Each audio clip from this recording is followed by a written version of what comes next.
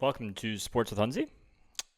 Been a while since I've done one of these, but wanted to get back on here, give it a try. Go through a couple topics today. Talk about sports because I enjoy sports. I'm gonna ramble, probably gonna stutter quite often, and I'm gonna be wrong half the time, if not a little bit more than that. Hopefully, I get some things right. We'll do some predictions on the NFL, give you some thoughts on that, as well as the NBA. And let's have fun. I gotta make sure that I'm not being nervous and or too conscious about my words that aren't, just like that. I just need to let it flow. It is what it is. I love talking about sports. Here we go. So earlier in the week, we'll talk about some headlines. First one, Brian Daboll, fired. As Bomani Jones would say, he's the guy who was borrowing your car and driving it like he stole it. That Jackson Dart ownership got hold of it, put a stop to it, made sure that he couldn't wreck the car anymore. I thought Bo did a really good job talking about that. One of the things that I really wanted to touch on was he really looked like a dick. Brian Daboll, not Bo. Brian Daboll had a little bit of LMS to him, or at least the looks of it. I mean, little man syndrome, if you didn't get that.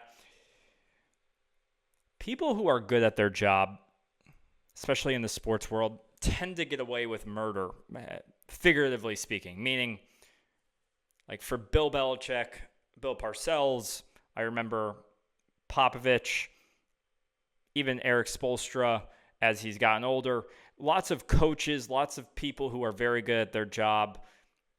Even the players tend to be intense and maybe not mean, but definitely a dick when they are trying to operate. They have a standard. They want to keep it that way. They want to win. And the way that they get their message across, regardless, or protect themselves from losing, comes across as mean, dickish, asshole, whatever you want to call it. Brian really seemed like that. He seemed like he wanted to yell at everybody. He wanted to be upset. He looked like he enjoyed being mad. People who enjoy being mad, I feel like, are mad all the time. They enjoy it. It's a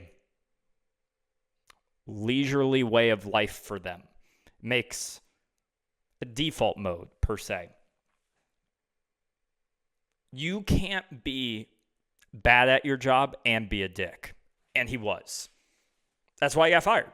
You can't walk into a NFL job expecting to be respected as a head coach, to be a leader of men, heck, to even be a functional cog in the wheel of an organization and flatly be a dick unless you're the owner.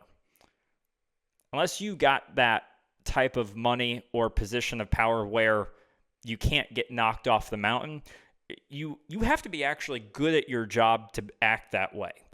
I don't endorse that way of acting whatsoever. It's not good. It's not beneficial. It is detrimental even to, I think, the majority of society today. That's why I don't think you will see many men in leadership positions in sports who act that way continuously.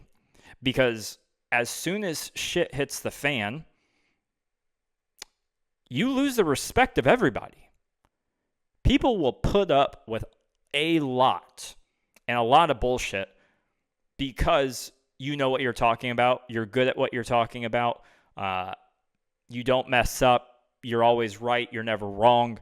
People will put up with a lot of that. As soon as that goes out the window, why would they keep you around?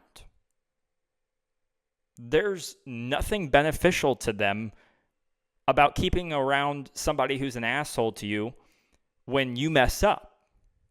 Now, if you're being helped, you're progressing, you're winning, you're getting better at winning, cool. It's a learning curve, right? As you get better at learning, they become less mean because they don't have as much to yell at you about. But in Brian's situation, what was he, 4-22 or 14-22 in his career at, let me look that up. Let me make sure. I know it was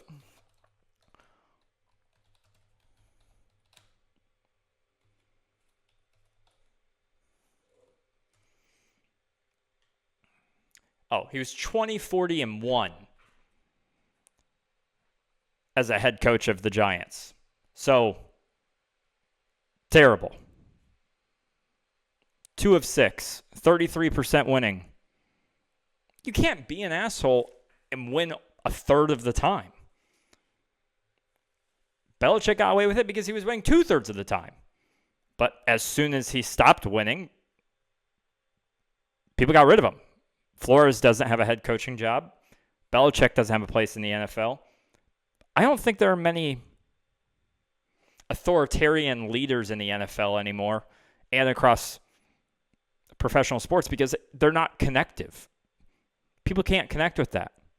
There's too much information out there about developing sports and developing athletes to rely on poor personalities and educated coaches, meaning people aren't putting up with asshole coaches anymore because they have the education, they have the insight, all that sort of stuff. That was kind of a ramble, but my point being is you can't be a dick and be bad at coaching. You've got to be a dick and you've got to be great at coaching. You got to be great at winning. Once you suck, why keep you around? Sucks for Giants fans. I know that Giants fans particularly could use something positive, but in the grand scheme of things, where are they? Only 15 years removed from their last Super Bowl, so life hasn't been too tough on them. I think their expectations are a little bit higher than they should be, but nonetheless, maybe on to bigger and better things, hopefully. Maybe they take the right time. They should really get rid of Joe Schoen as well. Just clear the whole front office. Start brand new. Don't think they will, but nonetheless, on to the next topic. Second firing, Nico Harrison. Boy, I have so many thoughts. This is another version of ego that got checked, and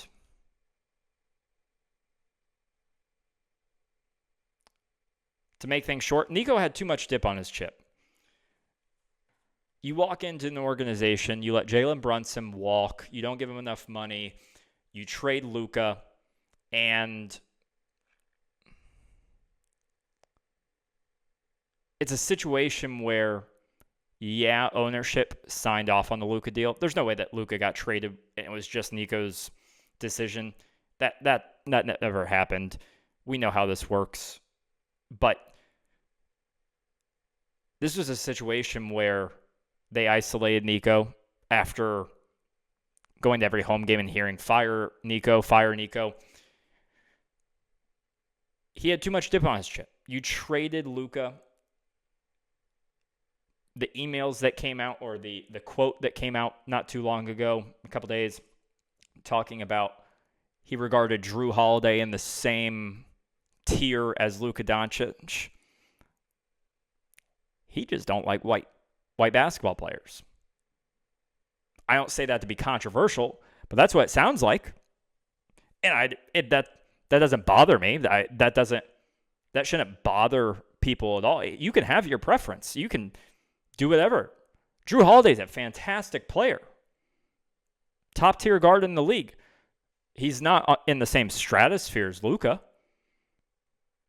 If that's where he was attributing value to different players, good God, man. I don't know how you as a front office hired him in the first place.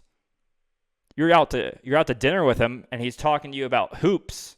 You're having a nice conversation because the game's on, and he talks about, I would take Drew Holiday over Luka Doncic any day of the week. I don't know that I could be friends with him. I'd have a hard time not arguing with him there in the restaurant. Probably make a scene. How in the world could those words even come out of your mouth? That's unbelievable. We use that word too much, but it's unbelievable. He had too much dip on his chip, too much ego. I don't think he liked the way that Luka had more power than him, but he forgot his place. Nico forgot his place. He got rid of Luka and didn't realize that just because you got rid of the dude second in line doesn't mean that the guy first in the line of power won't get rid of you. And I don't know if Nico really cares anymore. I think he underestimated the backlash for this. He became, what's the word? He was really audacious if you guys remember, as soon as Dallas got the number 1 overall pick and they knew that they were picking Cooper, Nico came out and made a comment talking about, do you see the vision now? Talking like Lil Wayne. I've got the vision like the line between two dots. Brother, you are so motherfucking lucky that you got that. 1.8% chance that they were supposed to get that pick. And to act as if that was in the cards or that was the hand that you envisioned when you were trading Luka. Brother, you got scammed by Rob Pelinka. You made the most audacious trade ever and got absolutely fleeced. You weren't supposed to win the number 1 overall pick. To act like it just speaks volumes to his personality and who he is as a person. If you've ever caught somebody in a lie like that, and they've been willing to go further into the lie rather than just kind of nut up and go, okay, it is what it is. You caught me. I screwed up, sort of thing. That's almost what you're dealing with. How audacious is it of him to think that winning the lottery was a part of his plan? You're an idiot. I take that back. He's not an idiot, but thinking that people were going to believe that that was a planned vision or that was some controllable variable by a GM, that's completely and utter nonsense. And if you think we're idiots, then I think that you're an idiot is probably fair game. Because, and maybe it is true, because if you're saying, hey, look at the vision, look at what we planned, and you won the lottery, you think I would be dumb enough to believe it. And that's not the case. Last point I'll touch on. Nico believed in a brand of basketball of defense wins championships. While I agree defense wins championships, I think Kevin Durant said it best, and I'll kind of synthesize his words. Kevin talked about buy-in and who you have to have in order to win the championship. And I think he's right. You have to have hoopers buy into defense in order to win championships. However, you cannot win championships with defenders trying to hoop. You can't win a championship with 5 Draymond Greens on the court. You can't. You need 1. And then you need 4 hoopers. who will buy into team defense. I think Nico had a vision of, if we're being honest about his favorite players, Drew Holiday, Max Christie, Anthony Davis, Cooper Flagg. I'm surprised Kyrie's even on the roster still. Maybe his injury is the only reason that he's still there. But he wanted to run out 5 dudes in black Air Forces and play defense and think he could win a championship every year, which all the power to him. Maybe he would have changed the NBA landscape if he was allowed to stick around. I'll give some leeway to those ideas, but you can't win basketball games by asking defenders and non-hoopers to hoop. They're 3-8 right now. They're terrible. They missed the playoffs last year. And he hedged his bet with guys who are prone to injury. Talking about health. Luka's not healthy enough. Luka played 82 regular season games the year before he got traded and they went to the finals. He was the most available player on that roster. Was he healthy? I don't know, but he was available. Who cares if you're healthy if you're not available? Availability is the best ability. And I don't think Nico had enough basketball understanding to be in that position, nor be making those types of decisions. He bamboozled a lot of people.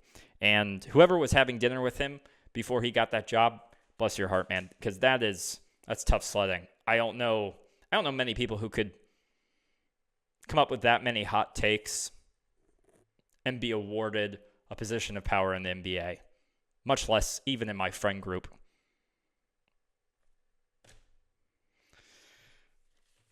But to each their own. Shout out to KD. I think he's more right than he is wrong. Last thing, we'll go with the NFL predictions for this week. Thursday night. This will come out on Thursday afternoon. Roll through the games. The Thursday night game tonight, New York Jets at New England. The line is set at New England 12.5. I'm just doing money lines right now. I haven't picked since probably week 8, week 7. But it's in New England. The Jets just got rid of their defense. I think New England puts up a lot of points. New England wins this game easily. I know that the primetime games last week were really treacherous for points. I think New England scores a lot today. First game of the Sunday matchups. Washington at Miami. It's in Spain. They're traveling. Washington doesn't have Jaden. Miami's been playing good football recently. I'll take Miami. Don't know why. But, well, I guess the reason why is more so that Washington season's kind of over. Jaden's gone. The defense is old. The defense can't stop a parked car. Miami. Carolina at Atlanta. Carolina won this game earlier, 30-0. Atlanta's been playing more competitive football recently. They're in Atlanta. Carolina coming off of a bad loss. Somehow, some way, it's probably a close game and Atlanta wins just to split the series. Hard to be a team twice in the NFC South unless you're Tampa Bay, who beats everybody. Tampa Bay at Buffalo. In Buffalo, it's going to be cold. Tampa Bay potentially getting Bucky Irving back. Maybe Chris Godwin. Buffalo just played terrible last week. I think Buffalo wins in a close game. I don't see Tampa Bay. Well, I see it going one of two ways. Buffalo wins close or Tampa Bay blows them out. If Buffalo wants to lay down, that defense is too hurt. I could see Tampa Bay putting up 30, 40 points easily. Tampa Bay's going to have a good offense this week, same way they have all season. Buffalo, it's a question of whether their defense shows up and whether or not they can run the ball. But it's going to be cold, so it should be a little bit easier for the line in Buffalo to move. Houston at Tennessee. Just to be clear, I'm picking Buffalo in that game. Houston at Tennessee. I'll take Houston. I know it's in Tennessee. Houston played well last week against the Jags. Their defensive line's tremendous. Cam Ward will take 1 million sacks. It is what it is. Chicago at Minnesota in the Dome. It's going to be a fast game. Honestly, I like Chicago here. I think Minnesota offensively is still seeking an identity, and Chicago believes that they should be winning games. Green Bay at New York. The Giants, that is. Green Bay coming off of 2 straight bad losses, one to Carolina, and then the Monday night game. So short week for them. It wouldn't surprise me if Jameis Winston plays extremely poorly and Green Bay's defense makes him turn the ball over. If Green Bay sticks to the run, I think they'll be fine. It'll be a low-scoring game. They'll find a way to win because the Giants will find a way to lose more so. Cincinnati at Pittsburgh. The Steelers are a very confusing team. From week to week, they look completely different. The defense looks different one week, and the offense looks different the next. On offense, they are dinking and dunking. Their offensive line's not been great. They haven't run the ball very well. Somehow, some way, Cincinnati probably wins this game just because they have a thought that Joe Burrow may come back and they could have a chance to sneak into the playoffs at some point of time. That's just the feeling I get. The Chargers at Jacksonville. God, I have no idea what to think about Jacksonville anymore. The Chargers are favored in Jacksonville. The Jags tend to play better as underdogs at home. I thought the Jags would have a good defensive line. We don't. We're like tied for 4th to last in pressure and sack rate. I'll take the Chargers here. I just think that right now they're the tougher team. Seattle at the Rams. Big game, 4 o'clock game. Battle of the Goliaths.